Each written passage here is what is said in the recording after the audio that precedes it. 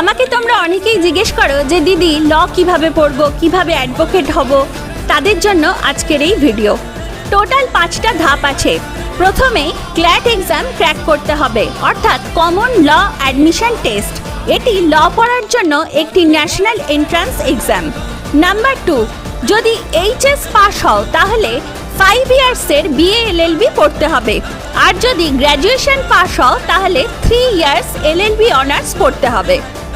Number 3, LLB pass করার পর যে স্টেটে প্র্যাকটিস করবে সেখানকার বার কাউন্সিল অফিস থেকে এনরোলমেন্ট করাতে হবে। নাম্বার 4, এরপর AIBE অর্থাৎ অল ইন্ডিয়া বার এক্সামিনেশন পাস করতে হবে। এই এক্সামে পাশ করার জন্য মিনিমাম পাস মার্কস হলো 45% ফর জেনারেল কাস্ট। নাম্বার 5, এরপর যে কোর্টে প্র্যাকটিস করবে বলে ভাবছো সেখানকার নিজস্ব বার অ্যাসোসিয়েশন থেকে মেম্বারশিপ নিতে হবে। এই 5টা ধাপ কমপ্লিট করার পর এখন তুমি লার্নেড অ্যাডভোকেট হিসেবে নিজের প্র্যাকটিস কেরিয়ার শুরু করতে পারো।